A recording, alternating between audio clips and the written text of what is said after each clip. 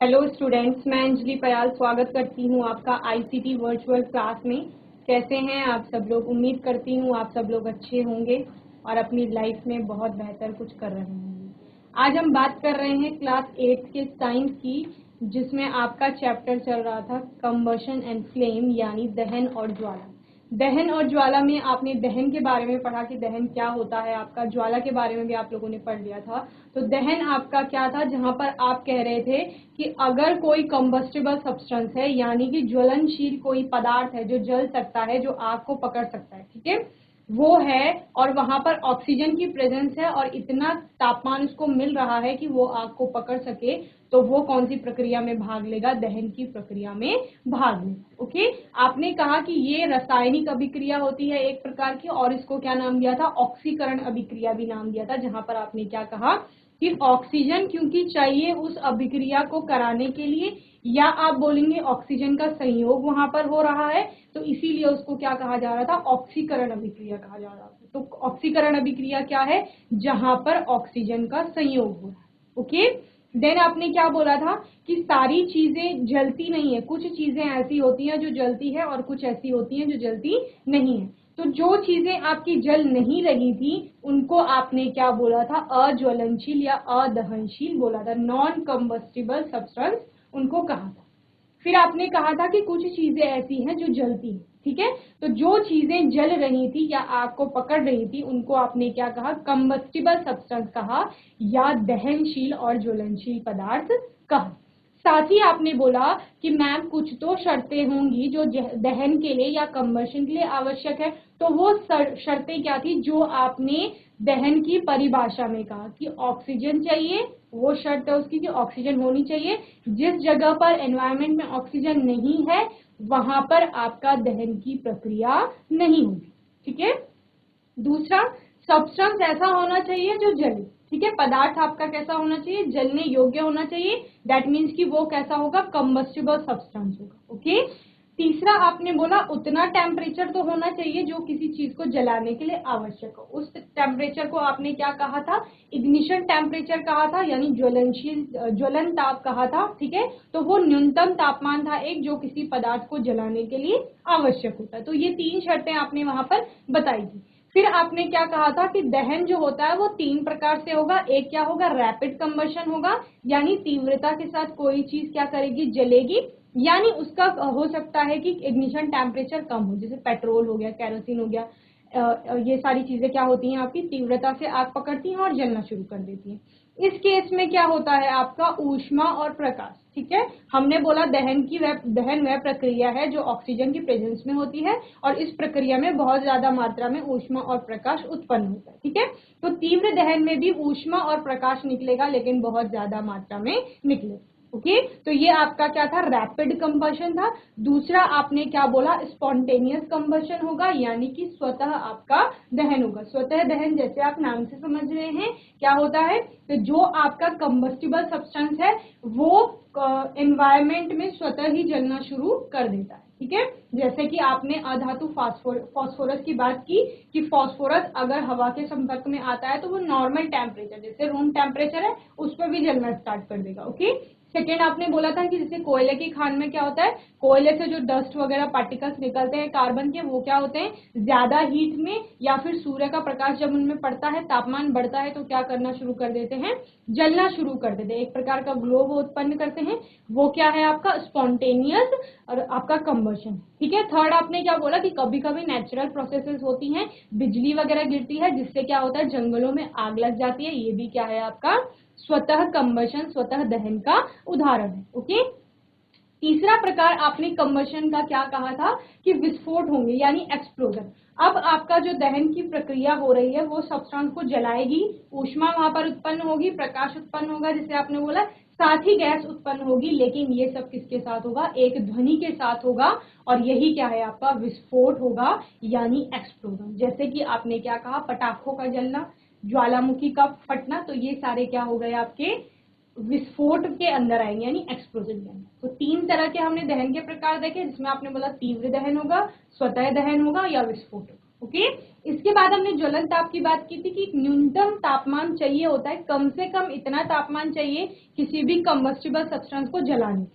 Okay, तो वो न्यूनतम तापमान क्या हो जाएगा उस पर्टिकुलर सब्सटेंस के लिए, इग्निशन टेम्परेचर हो जाएगा या ज्वलन ताप हो जाएगा।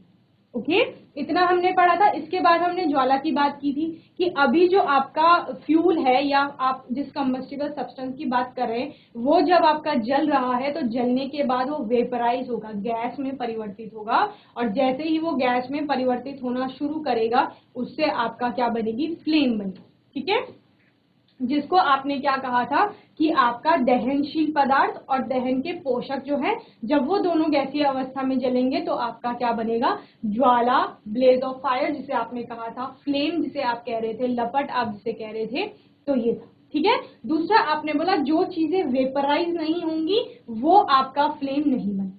ठीक है, तो वेपराइज कौन नहीं हो रहा था, जैसे आपने चारकोल और कोल के केस में क्या कहा कि कोल को जब टेम्परेचर मिलता है, इग्निशन टेम्परेचर पर वो जलना शुरू करता है लेकिन उससे फ्लेम नहीं बनती, किसी भी प्रकार की आग की लपटें नहीं निकलती। कोयले को आपने देखा होगा, जैसे लकड़ी जलती है तो उसके बाद कोयला बनता है, एक हार्ड सब्सटेंस होता है, तो वो क्या करता है आपका, उसको इग्निशन टेम्परेचर अगर मिलता है, इग्निशन टेम्परेचर मिलने के बाद उसका क्या होता है, जलना शुरू होता है, जलता है, कंबशन में पार्ट लेता है, लेकिन वो किसी भी प्रकार की फ्लेम उत्पन्न नहीं करता, वहां पर आपको सिर्फ चमक दिखाई देती है जिसको आप ग्लो कहते हैं। ठीक है, इतना आप लोगों ने पढ़ा था। साथ ही आपने क्या बोला कि कुछ चीजें, जैसे आपने पेट्रोल का जलना देखा है, केरोसिन का जलना देखा है, एलपीजी का देखा है, नेचुरल गैसेस का देखा है, ठीक है, लकड़ी का जलना देखा है, तो इन सब सब्सटेंस के जलने पर आपको क्या दिख रही हैं, अलग अलग फ्लेम्स दिख रही हैं, ज्वाला आपको दिख रही है। ओके, यहीं पर हमने किसकी बात की थी, आपका जो फ्लेम होगा उसके विभिन्न क्षेत्रों की बात की थी, यानी जो फ्लेम है आपकी उसके कितने पार्ट होंगे। तो हमने कहा था फ्लेम आपका मेनली 3 पार्टों में, तीन पार्ट्स में डिवाइड होगा आपका। पहला होगा सबसे बाहर वाला पार्ट, जो कि कैसे कलर का होगा, ब्लू कलर का होगा। नॉर्मली वो आपको दिखाई भी नहीं देता है क्योंकि वो एनवायरमेंट में क्या हो जाता है, स्कैटर हो जाता है, ब्लू कलर आपको पता है। ठीक है, तो आउटर मोस्ट जो पार्ट है फ्लेम का वो ब्लू कलर का है, और हम बोलते हैं वहां पर दहन पूर्ण रूप से होता है, यानी कंप्लीट कंबशन वहां पर हो रहा है, जिसकी वजह से उसका तापमान सबसे ज्यादा होगा। तो बाहरी क्षेत्र है एक, तो पूर्ण रूप से वहां पर दहन हो रहा है और वहां का तापमान सबसे ज्यादा है, सबसे ज्यादा तापमान है, नीला कलर होगा। और आप क्या बोल रहे हैं साथ साथ कि कंप्लीट कंबशन होने के साथ साथ क्योंकि ब्लू कलर दे रहा है तो इसको नॉन ल्यूमिनस जोन भी कहा जाता है, क्योंकि इससे किसी भी प्रकार का ज्यादा प्रकाश उत्पन्न नहीं होता है। ठीक है, पूर्ण कंबशन होने का कारण क्या है कि वहां पर क्योंकि बाहरी क्षेत्र है, जो आपकी वेपर्स वहां पर बन रही थी उनको जलाने के लिए ऑक्सीजन जो है एनवायरनमेंट से बहुत ज्यादा मात्रा में, या सफिशिएंट मात्रा आप बोलेंगे उतना मिल रहा है, तो इसलिए कंप्लीट कंबशन वहां पर हो रहा है। सेकेंड आपने बोला जो थोड़ा अंदर वाला पार्ट होगा फ्लेम का, मध्यम भाग जिसे या मध्य क्षेत्र आप कहेंगे, वो कैसा होगा, येलो कलर का होगा या रेड कलर का होगा। ठीक है, जिसको आप ल्यूमिनस जोन यानी दीप्त जोन भी कहते हैं, जिसका मतलब क्या है कि उसी की वजह से प्रकाश उत्पन्न हो रहा है। जनरली जो येलो कलर की लाइट आपको दिख रही है मोमबत्ती में, वही क्या करती है, प्रकाश उत्पन्न करती है। तो फ्लेम का वो वाला पार्ट दीप्त जोन कहलाता है, या आप उसको ल्यूमिनस जोन भी कहेंगे। तो ये मध्य क्षेत्र का होता है, इसका तापमान भी मध्यम प्रकार का होता है, यानी आपका जो बाह्य क्षेत्र आपने कहा उससे कम टेम्परेचर इसका होगा। ओके, नेक्स्ट आपने बोला कि सबसे अंदर का पार्ट होगा एक जो ब्लैक कलर का होगा, वहां पर आप कह रही हैं कि जो वेपर्स बनी थी वो जल नहीं रही। ठीक है, वो वेपर्स उसी अवस्था में पाई जा रही हैं, और इसको, इस पार्ट को क्या कहा जाता है कि इसमें आपका दहन हो ही नहीं रहा है। दहन हो रहा है पर जो वेपराइज हुई है गैस उसका नहीं हो रहा है। ठीक है, तो दहन नहीं हो रहा है, इसलिए किसी भी प्रकार का ग्लो या लाइट वहां पर नहीं हो रही है, इसीलिए वो कलर कैसा है, ब्लैक कलर का है। ठीक है, येलो वाले पार्ट में आपका एक पॉइंट रह जाता है कि आंशिक दहन वहां पर हो रहा है। आंशिक दहन होने के बाद आपके अनबर्न कार्बन पार्टिकल रहेंगे, वो अनबर्न कार्बन पार्टिकल क्या करेंगे, चमक पैदा करेंगे। ठीक है, क्योंकि वो जले हुए नहीं है और उन्हीं की चमक के कारण ये येलो कलर दिखाई दे रहा है। सबसे अंदर के पार्ट की बात करते हैं, आंतरिक क्षेत्र जो होता है फ्लेम का, वो कैसा बताया आपको, काले रंग का होगा। ठीक है, सबसे कम तापमान वहां पर होगा क्योंकि वहां पर दहन नहीं हो रहा है, वेपर्स उसी स्टेट में वहां पर मिल रही है, क्योंकि वहां तक ऑक्सीजन हम कह रहे हैं कि सप्लाई नहीं हो पा रही। ओके, तो इतना हमने फ्लेम के बारे में पढ़ लिया था। तो फ्लेम के आपके क्या क्या क्षेत्र हो गए, एक आंतरिक क्षेत्र होगा सबसे अंदर वाला जो ब्लैक कलर का होगा, देन आपका क्या होगा मध्य क्षेत्र होगा जो कि आपने कहा येलो या कहीं कहीं पर रेड कलर का होगा, और एक आपने कहा कि बाह्य क्षेत्र होगा जो सबसे बाहरी होगा और वो कैसे कलर का होगा आपका ब्लू कलर का होगा। ओके, तो इतना हम लोगों ने अपनी लास्ट क्लास में पढ़ लिया था। ज्वाला की संरचना की बात की थी जहां पर आपने कहा था कि ज्वाला के 3 क्षेत्र तो होते हैं, साथ साथ क्या होता है कि कुछ चीजें फ्लेम के साथ जलती हैं, कुछ फ्लेम के साथ नहीं जलती है, लेकिन उनमें एक तरह की चमक होती है। ओके, तो फ्लेम के साथ आपकी कौन जल रही थी, जहां पे आपने कहा कि वो सब्सटेंस आपका वेपराइज हो रहा है। जैसे आपने मोमबत्ती के केस में क्या कहा कि मोमबत्ती से फ्लेम बन रही है, ज्वाला बन रही है, तो कैसे बन रही है कि मोमबत्ती के अंदर जो है बाती लगी हुई है, बाहर क्या है मोम है, वैक्स है, तो वो वैक्स क्या है फ्यूल का काम करेगी बाती के लिए। ठीक है, तो फ्यूल जैसे वैक्स क्या है आपकी सॉलिड स्टेट में है, सॉलिड से जैसे ही उसको टेम्परेचर मिला वो लिक्विड स्टेट में कन्वर्ट हो गई, लिक्विड स्टेट से कन्वर्ट होने के बाद जैसे जैसे वो जलना शुरू करेगी आपकी बाती, वो वेपराइज होना स्टार्ट कर देगी। ठीक है, और वेपराइज होने के कारण ही वहां पर क्या होगा, क्योंकि दहनशील पदार्थ हो गया और दहन का पोषक दोनों वेपराइज हो गए, गैसीय अवस्था में बदल गए हैं, तो आप क्या कहेंगे वहां पर फ्लेम बनेगी। इस वजह से क्या हो रहा है, फ्लेम बन रही है। दूसरा आपने कोयले का केस लिया कि लकड़ी से कोयला तो बन गया, लकड़ी जब जल रही थी तभी तो फ्लेम बन रही थी, लेकिन जब कोयले को हमने जलाया तो कोयले से किसी भी प्रकार की ज्वाला उत्पन्न नहीं हुई। क्यों, क्योंकि वहां पर आपका क्या हो रहा है, दहनशील और पदार्थ और दहन के पोषक जो है दोनों वेपराइज नहीं हो रहे, इस वजह से वो सिर्फ ग्लो यानी चमक दिखा रहे हैं, फ्लेम वहां पर नहीं बन रही। ये हमने पढ़ा था। नेक्स्ट हमने इसी की बात की थी जहां पर हमने अलग अलग एग्जाम्पल देखे थे कि जो चीज वाष्पित हो रही है यानी वेपराइज हो रही है वो क्या बनाएगी, ज्वाला बनाएगी, जो नहीं हो रही है वो सिर्फ एक प्रकार से चमक उत्पन्न करेगी। ठीक है, नेक्स्ट आपका है आज ज्वाला में बिना जले हुए कार्बन का क्षेत्र। ठीक है, तो ज्वाला का ऐसा पार्ट भी होगा जहां पर वो जल नहीं रही है, और कार्बन का वो वाला पार्ट आपका कैसा होगा, तो मोमबत्ती की ज्वाला से धुआं भी निकलता है, यह धुआं बिना जले हुए कार्बन के कणों के कारण उत्पन्न होता है। कभी कभी आपने ध्यान से मोमबत्ती को अगर देखा होगा तो वो क्या हो रहा है, मोमबत्ती तो जल रही है, साथ साथ में आपको धुआं निकलते हुए भी दिखेगा, तो वो धुआं क्या है, वो वाला कार्बन पार्ट है जो क्या नहीं कर रहा है, जल नहीं रहा। ठीक है, जब एक शीशे के छोटे टुकड़े या मेटक के किसी टुकड़े या वॉच ग्लास को मोमबत्ती की ज्वाला के ऊपर कुछ देर के लिए रखा जाता है तो यह बिना जले हुए कार्बन के कण उस पर कालिक के रूप में जमा हो जाते हैं। ठीक है, आपने ऐसा अक्सर करके देखा होगा कि जैसे आग जल रही है कहीं पर और उसके संपर्क में आप कोई चीज लाते हैं जो नॉन कम्बस्टिबल है या उसका इग्निशन टेम्परेचर बहुत ज्यादा है, मतलब वो आग ना पकड़े, तो आप क्या देखते हैं कि उसमें एक तरह से ब्लैक कलर की एक लेयर जम जाती है, उसके जो सरफेस उसकी आग के कांटेक्ट में आ रही है। ठीक है, या कालिख जिसे आप बोलते हैं। ठीक है, तो वो क्या है आपका, वो वही जो कार्बन जला नहीं था, ठीक है, जिसे आप कह रहे हैं कि वो जल नहीं पाया, वो वाला क्षेत्र था, वही कालिख के रूप पर उस वॉच ग्लास पे मेटक या फिर शीशे के किसी टुकड़े पर क्या हो गया है, इकट्ठा हो गया।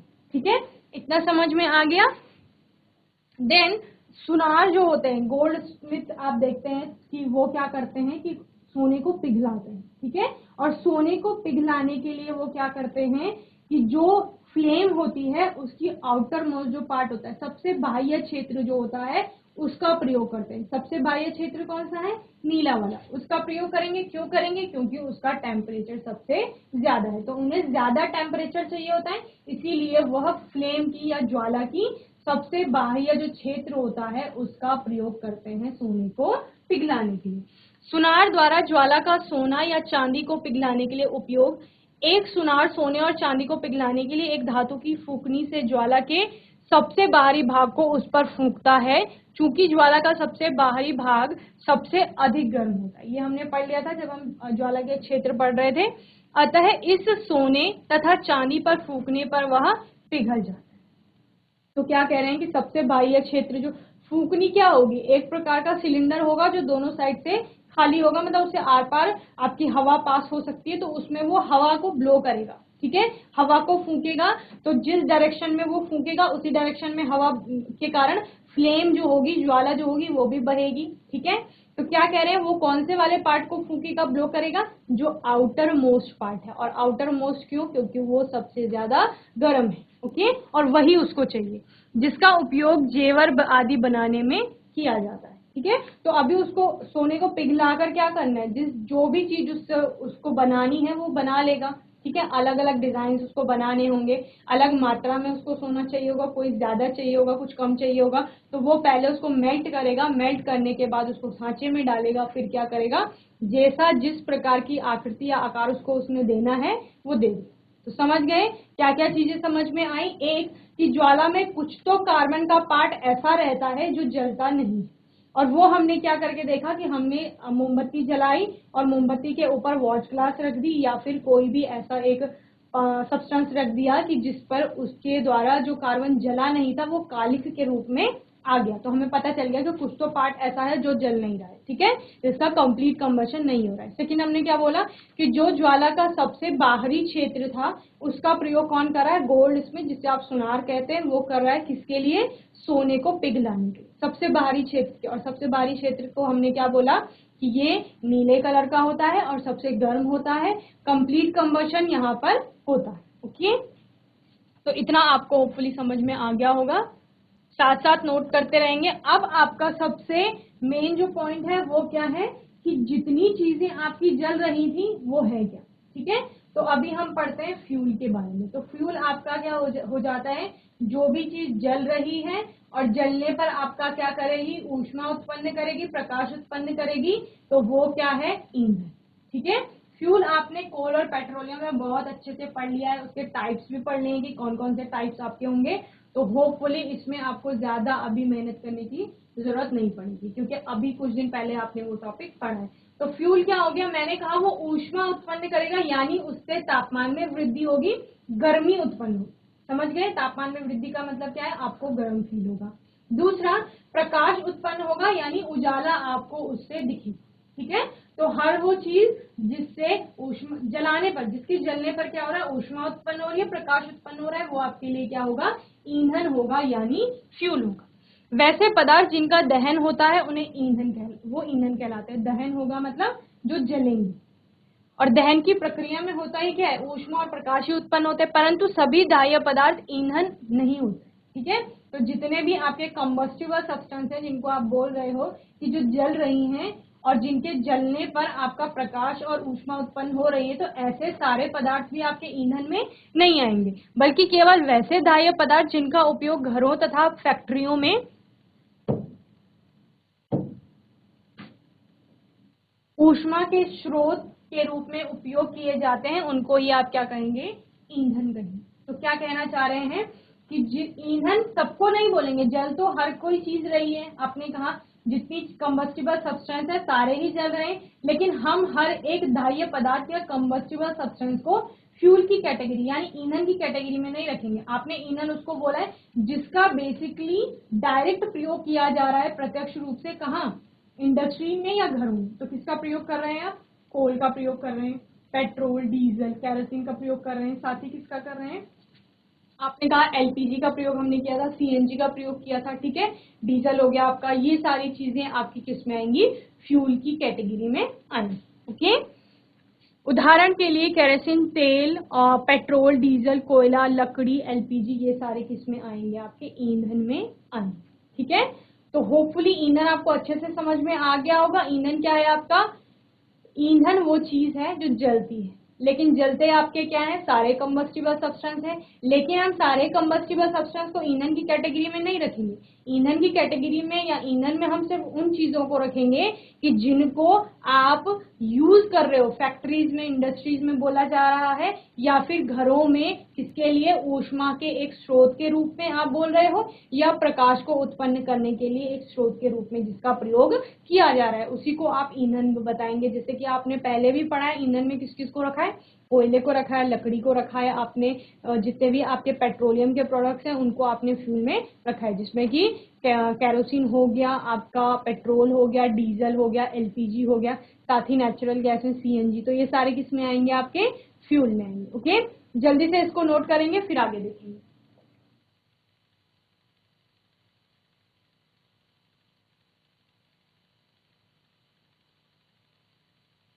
तो यहाँ पर आपके अलग अलग फ्यूल जैसे बताए गए हैं। ये आपका क्या हो गया, कोल तार हो गया, जिसको आप कहाँ पढ़ रहे थे, कोल के टाइप में पढ़ रहे थे। और आपने क्या बोला था, कोल के 3 टाइप उसके फिजिकल स्टेट पे आपने बताए थे। तो लिक्विड फॉर्म में आपने क्या बताया था कि कोल की एक फॉर्म कोल तार होती है। सॉलिड फॉर्म में आपने क्या बोला कि कोल होता है, ठीक है, या कोक जिसे आप कहते हैं, चारकोल बोलते हैं, ठीक है। ये आपके क्या हो गए, ये पेट्रोल डीजल वाला पेट्रोलियम हो गया, ठीक है। और ये आपकी नेचुरल गैस होगी, ठीक है। तो ये सारे क्या हैं, आपके फ्यूल्स हैं, ओके। कोल को आपने किस में रखा था, फॉसिल फ्यूल में रखा। पेट्रोलियम को भी किस में रखा था, फॉसिल फ्यूल में रखा था। नेचुरल गैस को भी किस में रखा था, फॉसिल फ्यूल में रखा था। फॉसिल फ्यूल क्या थे आपके, जब आपके कोई भी जीव था वो मर रहा था और मरने के बाद किसी कारण से धरती की सतह के नीचे दब रहा था, फिर आप क्या कह रहे थे, उसका फॉसिल बन रहा है, जीवाश्म में परिवर्तन हो रहा है। देन उस जीवाश्म का किसमें, ईंधन में परिवर्तन हो रहा है, तो वो क्या बना रहा है, फॉसिल फ्यूल बना रहा है। कोल में आपने कहा कि धरती की सतह के नीचे क्या हो जाएंगे, आपका बायोमास दब जाएगा, वहां पर अलग अलग प्रक्रियाएं होंगी, अन्योन्य क्रियाएं होंगी, और उनके फलस्वरूप आपके कोल का निर्माण होगा। ऐसा आपने पेट्रोलियम और नेचुरल गैस में क्या कहा, समुद्र वाला केस लिया था कि समुद्र की सतह के नीचे किन्हीं कारणों से समुद्री जीव जो है वो दब गए हैं, और उसके बाद क्या हो रहा है, वहां पर अलग अलग क्रियाएं हो रही है, अपघटन हो रहा है, फिर वहां पे ऑक्सीजन की सप्लाई रुक जाती है या ऑक्सीजन नहीं मिल पाती है, जिससे अपघटन की क्रिया रुक गई है। फिर एनारोबिक बैक्टीरिया वहां पे काम करेंगे, एनारोबिक बैक्टीरिया जब काम करेंगे उसके फलस्वरूप क्या होगा, फॉसिल्स का निर्माण होगा, और वो फॉसिल्स आपके क्या बनाएंगे, पेट्रोलियम के प्रोडक्ट्स बनाएंगे। यहीं पर आपने नेचुरल गैस भी पढ़ा था। और साथ ही क्या बोला था कि ये दोनों पानी से सतह से ऊपर पाए जाएंगे, मतलब समुद्र से ऊपर नहीं, लेकिन ऊपर मिलेंगे, और पेट्रोलियम से ऊपर आपको क्या मिलेगा, नेचुरल गैस मिलेगा, ओके। ये आपने पढ़ा था। फिर क्या पढ़ा था, इनका एक्सट्रैक्शन पढ़ा था, साथ ही रिफाइनिंग आपने इसकी पढ़ी, ओके, लास्ट चैप्टर में। अब आप एक आइडियल फ्यूल किसे बोलते हैं, एक अच्छा फ्यूल या एक अच्छा ईंधन क्या हो सकता है, ठीक है। ईंधन आपने पढ़ लिया, उसमें अच्छा क्या होगा। एक आदर्श ईंधन वह होता है जो आसानी से उपलब्ध हो, सस्ता हो, वायु में सामान्य रूप से तथा सुगमता से जल सकता हो, और जलने के उपरांत कोई अवांछनीय पदार्थ नहीं छोड़ता हो, अर्थात एक आदर्श ईंधन के निम्नलिखित गुण होने चाहिए, ठीक है।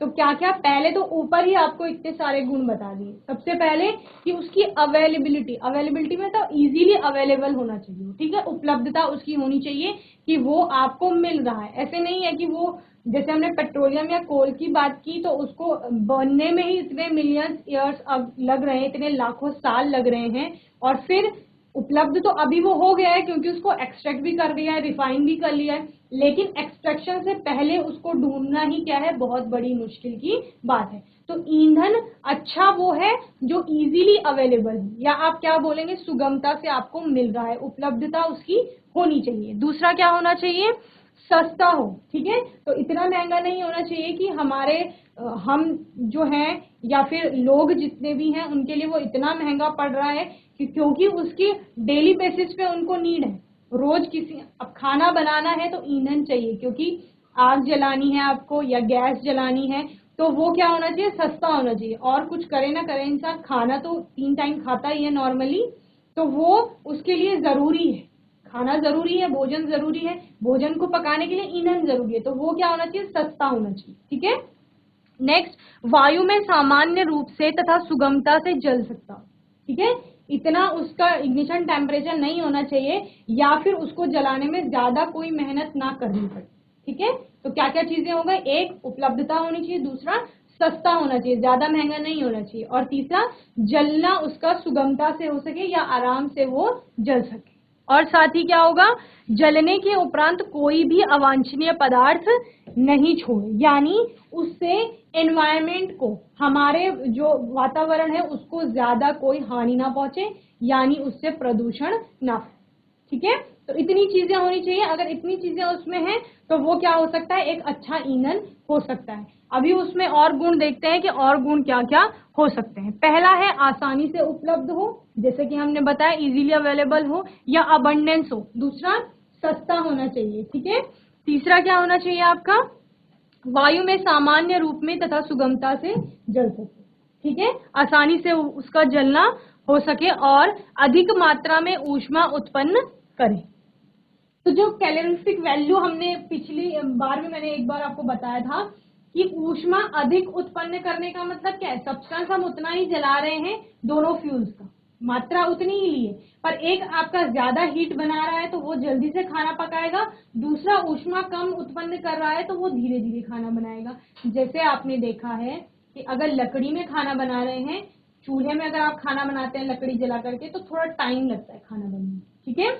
वहीं पर जब आप क्या करते हैं, गैस में एलपीजी में खाना बना रहे हैं तो थोड़ा जल्दी बनता है खाना। तो क्या होता है, एलपीजी की कैलोरीफिक वैल्यू ज्यादा होती है, यानी वो उस प्रकार का ईंधन है जो ज्यादा ऊष्मा उत्पन्न कर रहा है, ठीक है, जबकि उसकी तुलना में लकड़ी कम ऊष्मा उत्पन्न कर रही है।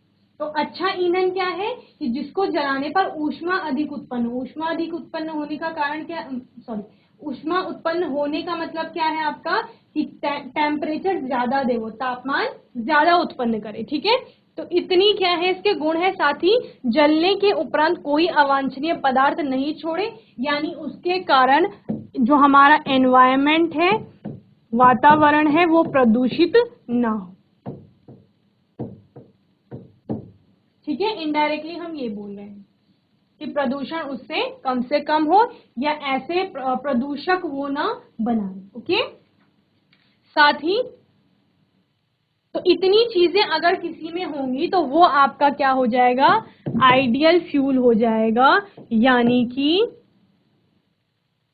आपका आदर्श ईंधन या एक अच्छा ईंधन होगा।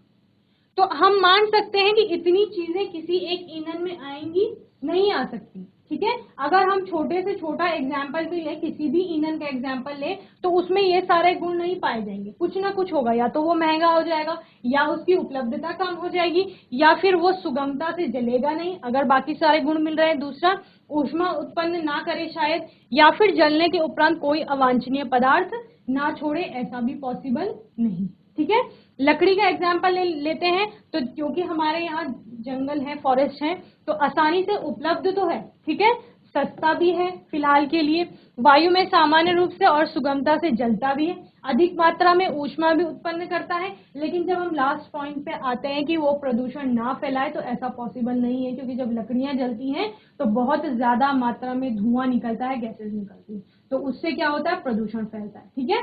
एलपीजी की बात करें, आप आसानी से उपलब्ध होता है, ठीक है, आजकल हो रहा है आपको एलपीजी, फिर सस्ता नहीं है, फिलहाल महंगा हो रखा है, ठीक है। वायु में सामान्य रूप से जल जाता है, अधिक मात्रा में ऊष्मा भी उत्पन्न कर रहा है, जल्दी खाना बन रहा है, और अवांछनीय पदार्थ आपके नहीं बन रहे हैं वहां पे, लेकिन महंगा तो है ना। तो क्या हो रहा है, ये भी सारे जितनी भी गुण आपने बोले उनको फॉलो नहीं कर रहा है, सारी कैटेगरीज को फॉलो नहीं कर रहा है। तो इस तरह से आपका हम क्या मानते हैं कि कोई भी ईंधन ऐसा नहीं है जो कि आदर्श ईंधन की कैटेगरी में आए, यानी कि आइडियल फ्यूल उसको माना जाए। कोई ना कोई एक पॉइंट वो क्या कर जाता है, स्किप कर जाता है, या फिर उस पर वो खरा नहीं उतरता है, ओके। तो ये आपके आदर्श ईंधन के गुण हो गए, जल्दी से नोट करेंगे फिर आगे देखेंगे, ओके।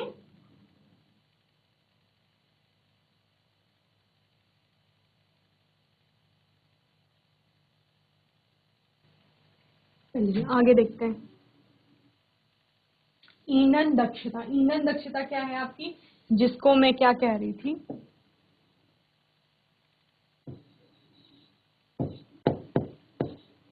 Calorific value. ये कैलोरीफिक वैल्यू क्या होती है आपकी कि आप ईंधन का 1 किलोग्राम लेते हैं, ठीक है, 1 किलो ईंधन आपने लिया और आप देख रहे हैं उसमें कितनी ऊष्मा उत्पन्न हो रही है, ठीक है, वही क्या है, उस पर्टिकुलर जो ईंधन है आपका उसकी कैलोरीफिक वैल्यू हो जाएगी। तो जब मैं कह रही हूँ पर्टिकुलर ईंधन, तो इससे क्या समझ में आता है कि हर एक ईंधन की अपनी अपनी अलग कैलोरीफिक वैल्यू होती है, ओके। तो जिसकी कैलोरीफिक वैल्यू ज्यादा होगी उसका मतलब क्या है कि वो ऊष्मा ज्यादा उत्पन्न करे, ठीक है। तो क्या कहा मैंने, 1 किलोग्राम ईंधन को जलाने पर जितनी ऊष्मा उत्पन्न होती है वो उस ईंधन की जिस ईंधन का आपने 1 किलोग्राम लिया, समझ रहे हैं क्या कहा मैंने, किसी ईंधन का जब आप 1 किलोग्राम ईंधन लेंगे, मात्रा उसकी 1 किलोग्राम लेंगे और उस 1 किलोग्राम को जलाएंगे, उस 1 किलोग्राम को जलाने पर जितनी ऊष्मा उत्पन्न होगी वो उस ईंधन की कैलोरीफिक वैल्यू या ईंधन दक्षता होगी। ठीक है। अब जब मैंने ये कहा कि उस ईंधन का 1 किलोग्राम लिया जा रहा है, तो हो सकता है दूसरा ईंधन के लिए कैलोरीफिक वैल्यू अलग हो जाए। ठीक है। तो ये होता है, जब मैं हो सकता हूं कह रही हूं, इसका मतलब है कि ये होता है। ठीक है। हर एक ईंधन की कैलोरीफिक वैल्यू अलग अलग होती है और कैलोरीफिक वैल्यू के अकॉर्डिंग ही आप बताते हैं कि कौन सा आपका ईंधन ऐसा है कि जिससे आप ज्यादा ऊष्मा उत्पन्न करवा सकते हैं या जो जलने पर ज्यादा ऊष्मा देते हैं। ओके। तो कैलोरीफिक वैल्यू क्या हो गया? ईंधन जो कम मात्रा में अधिक ऊष्मा उत्पन्न करे, अधिक दक्षता वाले ईंधन कहलाते हैं। ठीक है। तो क्या समझ में आया कि क्वांटिटी हम सबका सेम ले रहे हैं, 1 किलोग्राम रखा है हमने सबको, और 1 किलोग्राम जलाने पर जिसकी जितनी ज्यादा ऊष्मा निकल रही है वो उतना दक्ष होगा, या आप कहेंगे उसकी उतनी ज्यादा दक्षता होगी। ठीक है। ईंधन की दक्षता को उसके ऊष्मीय मान द्वारा आंका जाता है। ईंधन के ऊष्मीय मान को किलो जूल प्रति किलोग्राम, ठीक है, किलो जूल पर केजी में मात्रक में व्यक्त करते हैं। तो इसकी डेफिनेशन क्या हो गई? परिभाषा,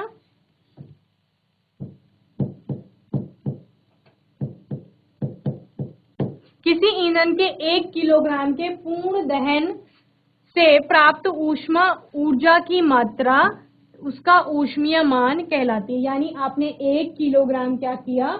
जलाया फ्यूल, और उसमें जितनी ऊष्मीय ऊर्जा उत्पन्न हुई वही क्या है? उसका ऊष्मीय मान है या फिर कैलोरीफिक वैल्यू है। अर्थात किसी ईंधन के 1 किलोग्राम के पूर्ण दहन से प्राप्त ऊष्मीय ऊर्जा जो है उसकी मात्रा 1 किलो जूल के बराबर होती है। इसका अर्थ यह है कि जिस ईंधन का ऊष्मीय मान अधिक होता है उस ईंधन की दक्षता अधिक। ठीक है। क्या समझ में आया? 1 किलोग्राम आपने ईंधन जलाया, 1 किलोग्राम ईंधन जलाने पर जितनी ऊष्मा निकलेगी वो क्या होगी? आपकी ईंधन दक्षता, या फिर आप क्या बोल रहे हो उसे कैलोरीफिक वैल्यू भी कह। ओके। जल्दी से नोट करेंगे फिर आगे देखेंगे।